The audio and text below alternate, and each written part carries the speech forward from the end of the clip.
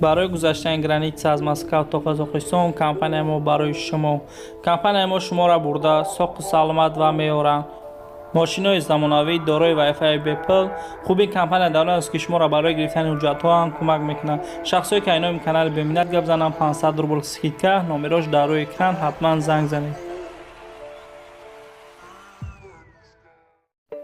کسانی که خواهش رجیستراسیا پردیلینی و پچت پاسپورت کردنی هستند مرحمت برادرای تاجیک خدمونه زنگ زنید. رجیستراسیا 100% دانی باز در مبرویا نمرش در روی اکران به شما کمک میکنه. می توانید زنگ زنید.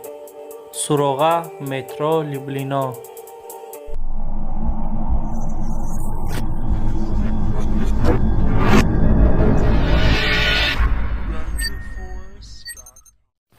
سلام علیکم به همه پادپیشکای کانال بمینت. خوش آمدین برادرای عزیز. امروز برای شما یک چند ماشین فروشی را پیشکش میکنم. از شما احترامانه خواهش در کانال پادپیشت کنین، در ویدیو لایک مونین و زنگوله را بشارین که ویدیو ما خفا نمونین. برای پیشرفتی کانال برادرها ویدیو را پدیلیت سکنین در ایمو وایبر واتساپ دروزیتون ده تا که کاری ما پیش روه. ما هر روز برای شما ویدیوی نو به نو پیشکش کنیم.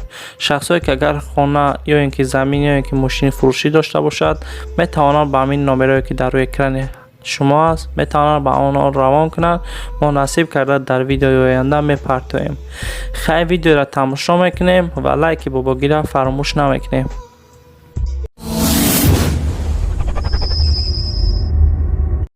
اوپل خجیبک فروشی ماشین در شهر دنغره قرار داره.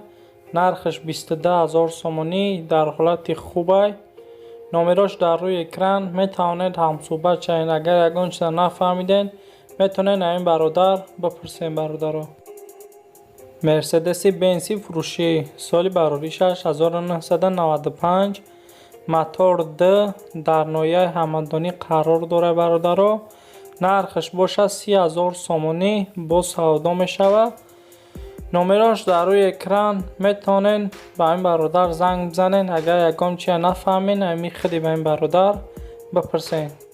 نکسی فروشی سال براریش 1996 موتور 1.6 گاز بنزین ماشین در ناحیه ویالی قرار داره. نرخش 15000 سومانی یا که علیش میشوه با BMW بلای سومته. نمرش در روی اکران. بسیاری برادر خواستن که کاروان اما اکسیون کنیم. این مرحمت اوپل کاروان سال براریش 1996 موتور 1.6 بنزین ماشین در نویه عبدالرحمن جامع قرار داره. نرخش باشه برادرها 22000 سومانی. نمرش در روی اکران میتوانید هم صحبت چین. اگر یگان چه نفهمیده زنگ زده این برادر بپرسه. ماشین در حالت خوبه.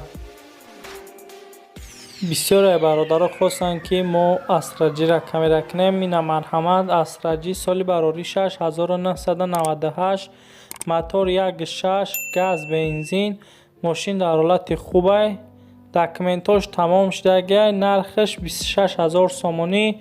نمرش در روی اکران میتوانید هم صحبت شوین. برادرها بسیار برادر خواستن که ما هم خیلی اوپل کمیره کنیم. این مرحمت ماشین در یاوان قرار داره. برادرها نرخش باشه 20000 سومانی گاز بنزین. نمرش در روی اکران میتوانید زنگ زنید. برادرها واز 2109 فروشی یا برادر ما خواهش کرد که کمیره کنیم. این مرحمت برادرها واز 2109 سال براریش 18000 سال. نرخش 10000 سومانی. نمرش در روی اکران میتوانین برادرها هم صحبت چین. اگر یگام چیزا نفهمیدین میتونین امی برادر بفهمین. اوپل استراجی سال براریش 1999 موتور 1.6 گاز بنزین ماشین در شهر شنبه قرار داره. نرخش 26000 سومانی. نمرش در روی اکران میتوانید زنگ زنین. برادرها اوپل فروشی سال براریش 1993 گاز بنزین سوید متالیک ماشین در شهر دوشنبه قرار داره. برادرها نرخش 23000 سومانی. نمرش در روی اکران میتوانید زنگ زنید. اوپل استراجی فروشی سال براری 6 10,000 سال، موتور 1.6 گاز بنزین. ماشین در شهر دوشنبه قرار داره برادرها. نرخش باشه 34,000 سومانی. نامراش در روی اکران. میتوانید برادرها هم صحبت شوین. اگر یگان چیز نفهمیدین ایمی برادر بپرسین، حتما به شما این برادر جواب خود رو میگوید. اوپل استراجی سال براری 6999 گاز بنزین. ماشین در شهر دوشنبه قرار داره برادرها. نرخش باشه 32,000 سومانی. نامراش در روی اکران. میتوانید هم صحبت شوین برادرها. اگر یگان سوال داشته باشین میتونین به همین نمره زنگ زده و سوال خود رو با آنها روان کنین. این برادران انشاءالله به شما جواب میگن.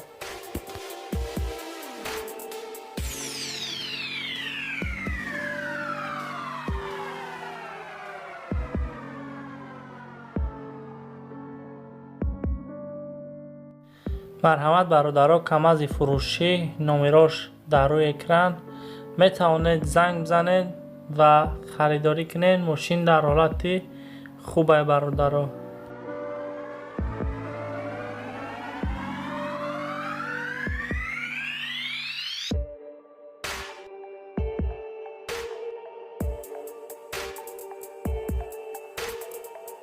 یک چند برادرها در تای کامنتر نویسگی بودن که برادر گفت کاروچ کماز کامیدکین. مرحمت برادرها، نرخش 28,000 سومانی. نمراش در روی اکران. میتوانید هم صحبت شوین برادرها. مرسدس فروشی سال براری 6994 6 ماه دکمه برادرها 30,000 سومانی گاز بنزین. نمراش در روی اکران. میتوانید هم صحبت شوین برادرها. اگر یگان چیز نفهمیدین میتونین این برادر زنگ زده و بفهمید. ماشین در حالت به نهایت خوبه. نمراش در اکران. السلام علیکم و رحمت الله و برکاته. پدران و مادران، برادران و خواهران اهل اسلام، ماه شریف رمضان را به کل مردم مسلمان تبریک گفتنیم و برایشان خداوند بزرگ صبر جمیل عطا فرماید. من یکی از زنان مسلمان، مادر 3 فرزند هستم که 2 فرزند من معیوب میشد.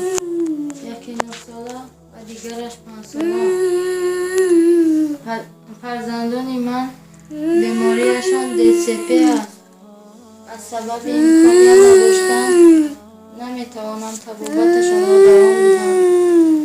کمبودی هم مشکل بوده است که آدم را مجبور میکرده است که دست کمک طلب کنیم.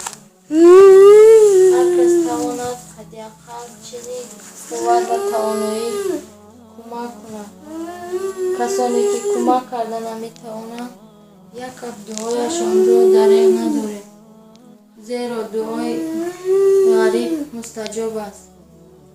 خداوند چنین روزی که من با فرزندانم دارم، خداوند هیچ بنده مومن چنین روز را نبیند.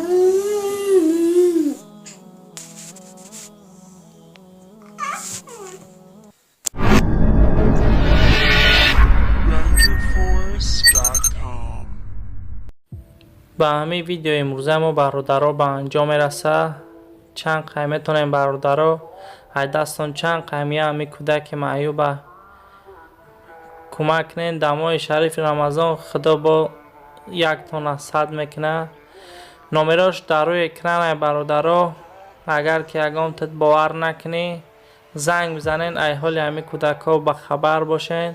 نمره کارت سپربنک همون مادر شای در همون میتونین برادرها چند قید دست همیا پرتوین. و های آدمایی که التماس خواهش میکنم برادرها در تای کامنتر حقارت نکنین. انشاءالله روز جمعه پالنی ویدیو ماشین بازار میشوه. باقی در پناه خدا باشین.